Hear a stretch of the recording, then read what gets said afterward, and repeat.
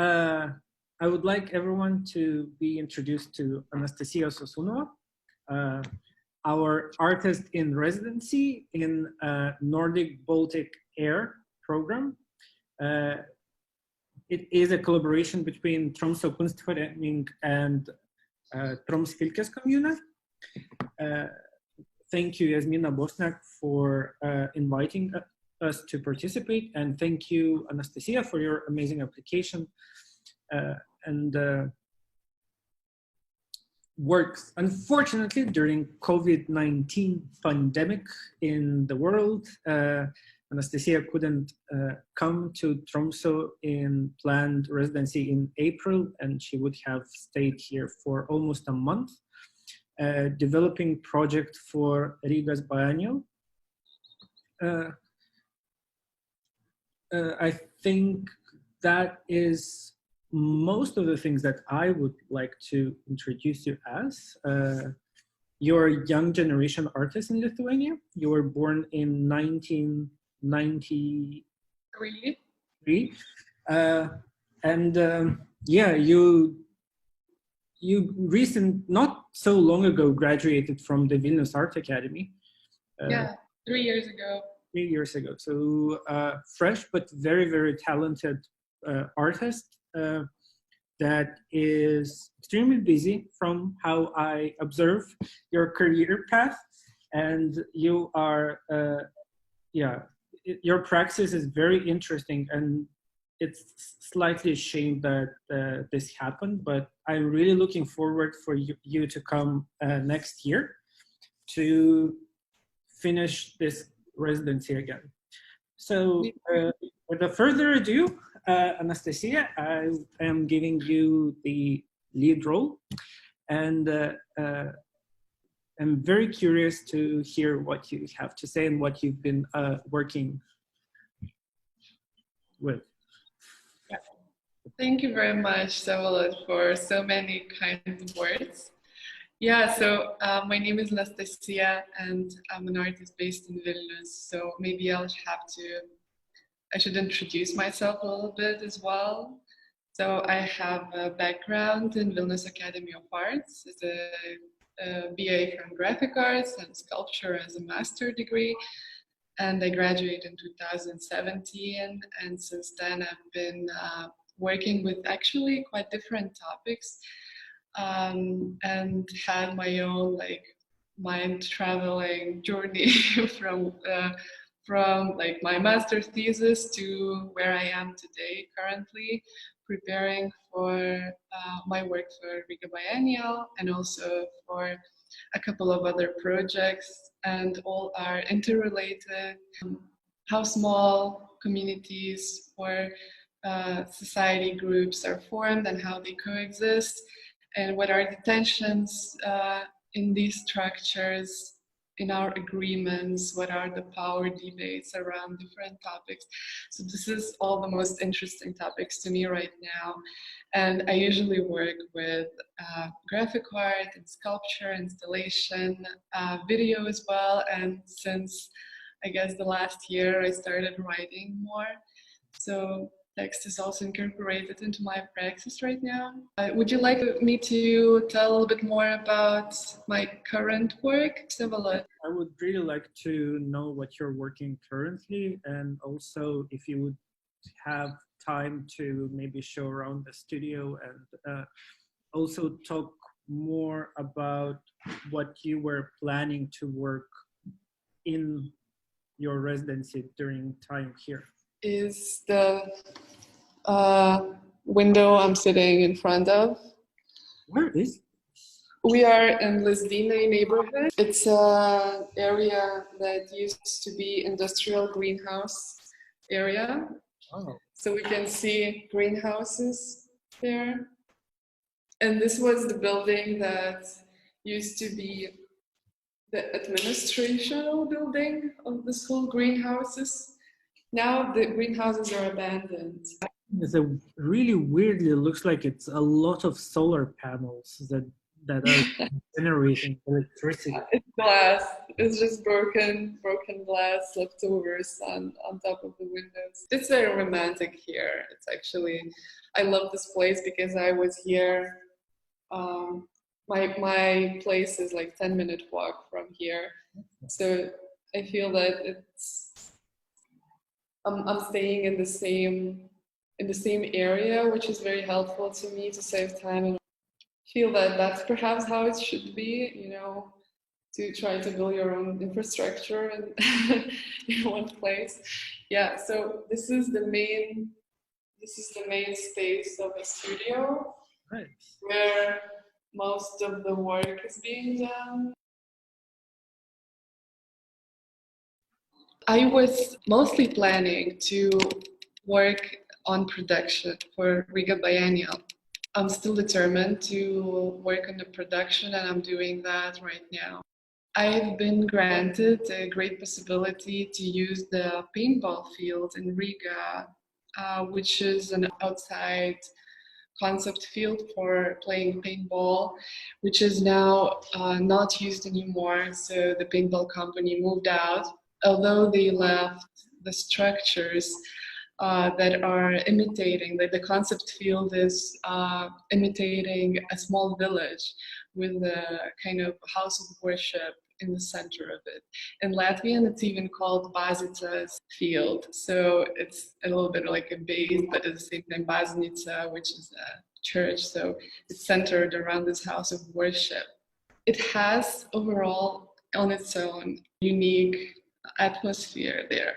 I imagine making there a project called Habitable, which is a little bit of a pun, like habitable, habitable, and so on. So I don't know, maybe it's a working title, or maybe it's gonna be final, but I kind of like the quite an open humor and hidden in that words. Yeah, so I just want to create kind of a mock-up, what we call ethnographic museums that are so popular in Lithuania and Latvia. The idea is based on this outside ethnographic museums that are trying to recreate how people used to live in those structures, in those houses, what was their domestic life, how their routine went, and so on. And it's very much, at least in Lithuania and Latvia, related to this national identity and trying to save it and trying to preserve all these traditions.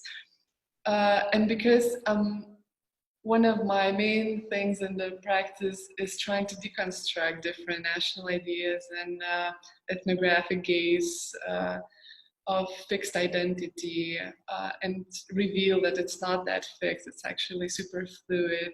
There's a lot of confusion and there's no purity actually in that. So I want to create a kind of museum in that paintball field, basically just inhabited with my pieces of artworks. Some of them would be semi-functional, like furniture, but inspired by various ways of how people play and how they engage in play and how play becomes part of their lives. Trying not to avoid thinking that paintball as a game has a very problematic background as a kind of military entertainment, and used to be used and is still sometimes used as a practice for training for military purposes, sometimes for terrorism purposes. It's for some it's a very fun game, for some it's a very dark subcontext that paintball has. So I'm trying not to avoid that because there is this atmosphere present of this masculinity and aggression and play and action, and this hide and seek kind of feeling, as if, I don't know, have you played paintball ever? I once played it, but it also your story reminded me of where I used to live in Tromsø. It's an area called Tumasjord. And actually one night I went, one summer night, which is actually a white night, I went for a walk and I stumbled upon this kind of also field of abandoned laser tag almost and pinball playground. And Yeah. I went inside, and it was a lot of wooden structures, houses that currently are occupied by a lot of homeless people. Yeah. Which was really interesting to find this kind of place, because it's also it's on a little peninsula. It is secluded from the main road that goes around the city, and also it's like people know about it, but in the same sense it doesn't exist for a lot of people, because Yeah.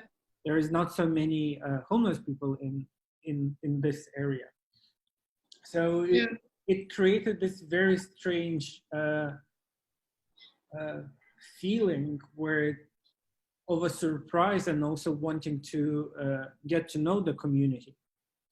And when you also pointed out that with the this play of war games, in a sense, I immediately thought of Harun Farokhi works, where he uses the this narrative of playing game and playing war game.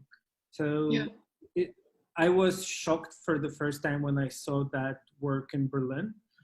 I believe it was in 2012 or something, when I was still a young student at the Vilnius Art Academy, and so it was very shocked. So, and by me having an opportunity to play that game, you can feel how your colleagues and myself are trying to basically, it pumps you up. It creates this kind of like strange story where you're fighting for winning, but actually what are you fighting for? So it creates this strange questions. Yeah, absolutely. Yeah. And I remember my first experiences of playing paintball. I remember I was just terrified. I didn't know what I'm supposed to do. I was just basically wanted to hide somewhere and wait until everything is over, until I was shot in the head. That was actually game over. Paintball is also related to video games, because it usually adopts some of the strategies or aesthetics, or tries to kind of cosplay it to the real life. Different environments or strategies and game techniques.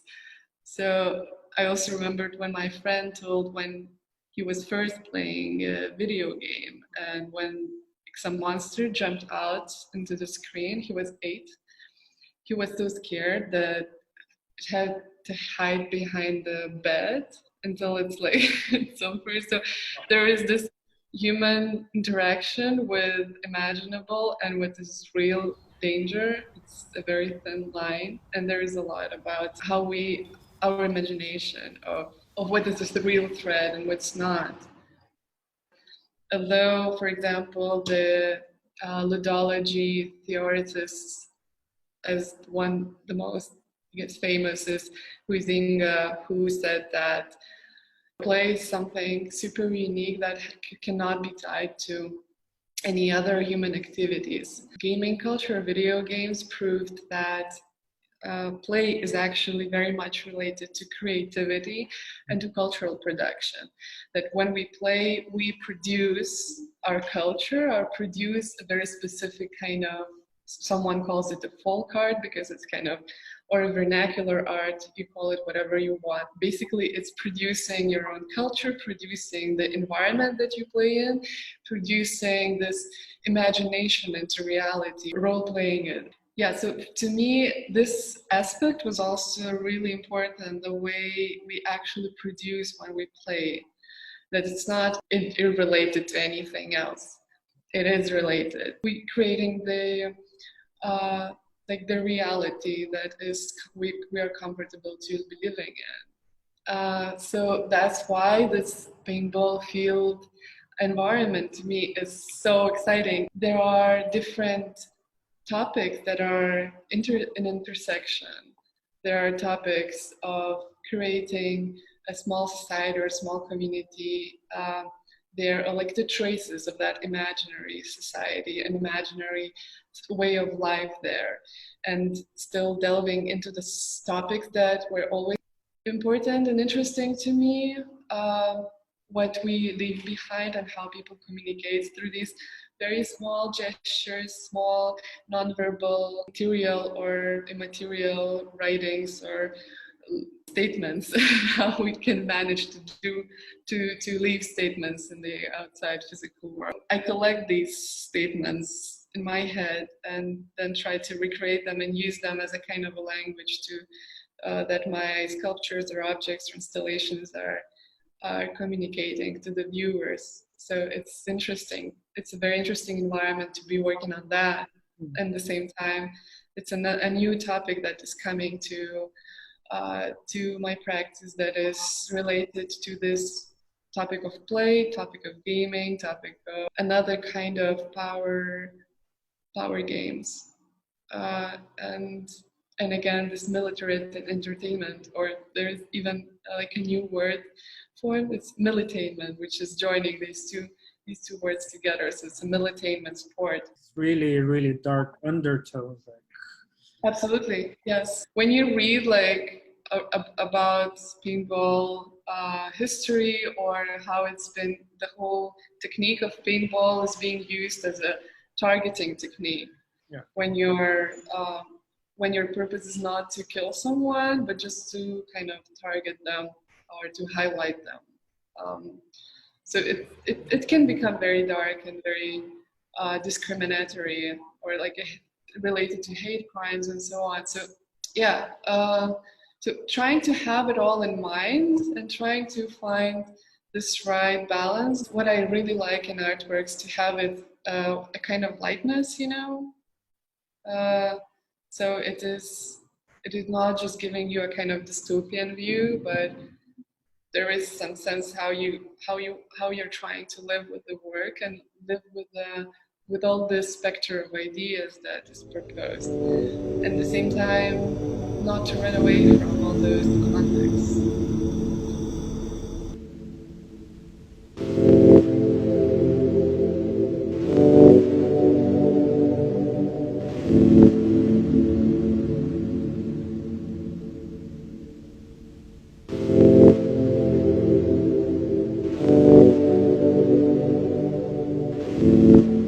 Any chance, because you talked about lightness, and when I got engaged with your artistic practice, there is a lot of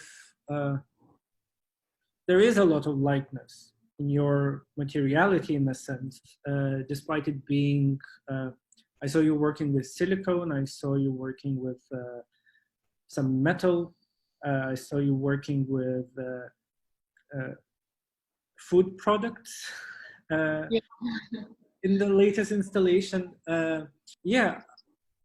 And while you were supposed to be in Tromsø, so this project that you're developing for the Riga Biennial, when did it start? How did it start? Because it's a very different direction. In a sense of, let's say, the last work I knew you from was based on religion and the community. And this comes to, now that I think of it, it's not that different, but it goes into other realm of a game and a play of the game. Would you see some parallels in this to, like, religion and a gameplay, a role-playing game? Yeah, I absolutely do see a lot of connections. I really like also sometimes drawing kind of maps, how everything is interrelated to me. So I see a small like web, just where everything connects.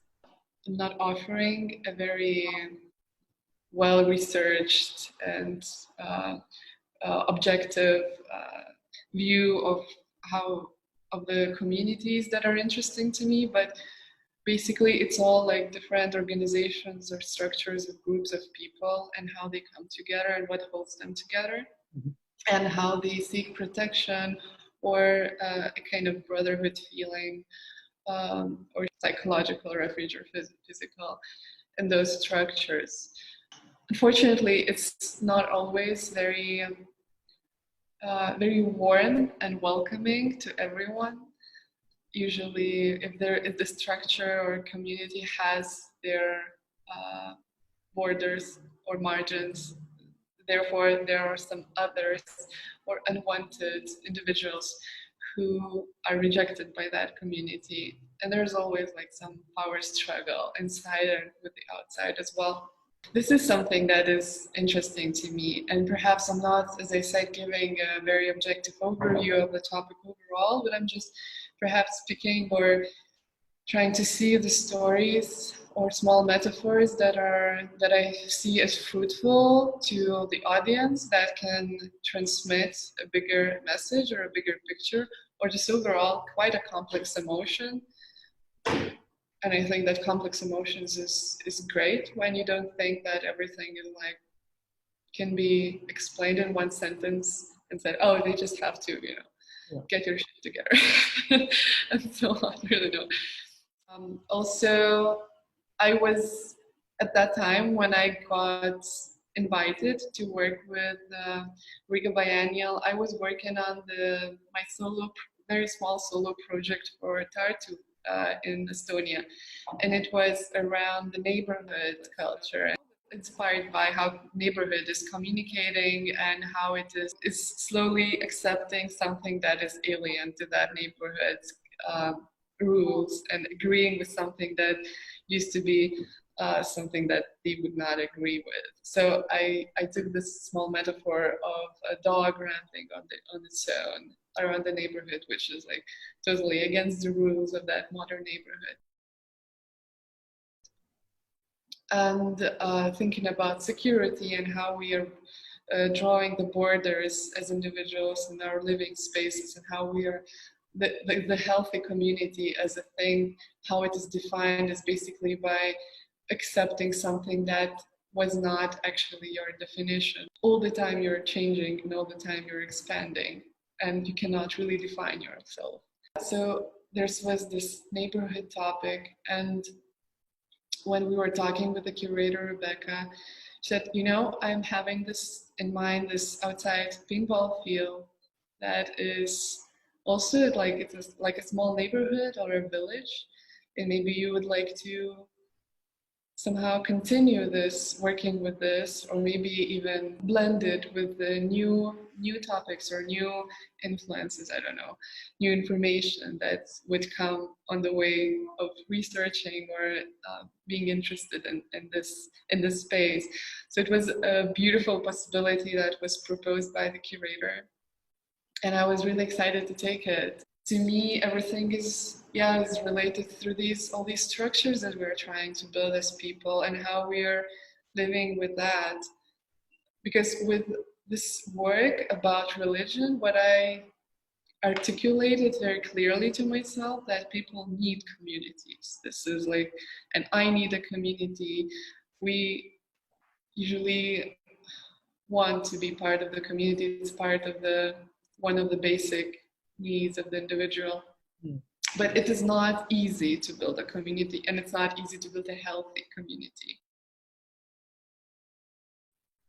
So I'm slowly trying to see how systems can coexist, and if they are not coexisting, like there is also maybe something to learn from, like why not.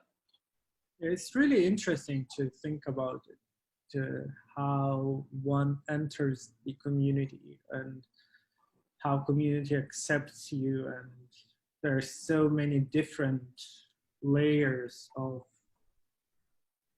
and topics to think about in different kind of community, going from, for example, like minorities, the community is based on color, the community is based by their sexuality. It's so strange, but also the more I think about it, it's stranger that we diversify these kind of things. And that's like, for me, that was the thing that how I understand why we have so many diverse communities, is because there's so many things that we as a human, if we just accept it, we don't have to, we will become together all the time. But for some reason, there is always something that divides us. Even in communities that we are in, it will divide us. So it's an interesting and really complex topic to make a research in. I'm really interested in seeing how you are working in this kind of field. Yeah. And for example, one of the recent works that I made for the exhibition in Atletica Gallery, which are baked objects of incorporating engravings of different monstrosities and hybrid beings that I myself just invent on the go, like the way I just draw and alter them in all different ways. It started from this pie that is in Russian called karavai, in Ukrainian I think as well, korovai. And this is a celebratory pie or a bread, let's say. And it is sometimes used until today in the wedding ceremonies when parents are giving a blessing to their children's wedding. So when there are newlyweds, when parents are meeting them just after the wedding ceremony, they're meeting them with this big, beautiful pie. And the newlyweds have to take a bit of that pie and dip it into the salt and eat it. And that's like the whole acceptance ceremony, that you're accepted into the community, you're accepted into the family, and so on. And it's also, you know, it's beautiful. It sounds great and cozy if you are accepted. If you're not accepted, and if you're not getting that pie, it can be a very actually a pie where the division starts. You know, so there's always a dark side. So I made this series of hard bites, you know, of those pies that are incorporating different stories of different hybrids and different couples and different monstrosities. And ironically, you know, this aesthetic engraving tradition of drawing couples of city dwellers, of beggars, of, I don't know, kings, princesses. It's always usually the classic graphic artists like Jacques Collot, for example, or Dürer, who everyone knows.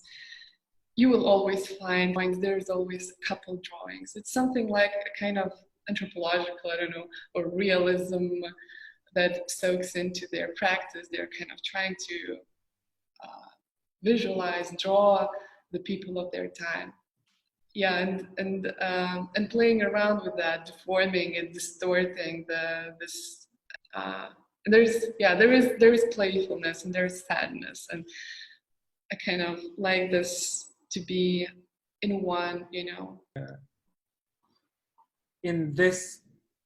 During this period, we talked a lot about community, and now where we are being distant from each other. Yeah. In a sense, it sounds ironic. Absolutely. How do you find yourself in this situation where you have to be socially distancing yourself, where you have to be aware of every single step that you do, where before that, and my guessing is a lot of people never thought about this kind of things. And now when we go online, we read through news, we look at the newspapers, there is so much almost a shift in a mindset of a human being. So can you, maybe that would be like, since we're also approaching the time limit of the interview, maybe you can say that as something for the ending of the... I guess it takes more for people to change, even more for us to make big conclusions. Yeah, so forest right now is one of the places where people hang out the most in Lithuania. So it's filled with all kinds of creative structures of branches, paintings on trees. Children are building houses, and I see that people are finding their way to kind of work around the rules and work around like the circumstances that they are trying to find the ways to wear masks and in very weird, strange ways and so on. So I see this vitality, use those things at hand. It's like one fictional doctor once said, "The life will find its way." Really, I don't know how to give short answers to your questions, so I hope it wasn't like too long and not interesting. Oh, yeah, it was really interesting, and now it's a really beautiful artist talk, which I'm really excited about. I did anticipate it to be short, but it went into something that I really, really enjoyed. And this is a really nice thing to do, because it's, yeah. Cool. No, ikke. Thank you.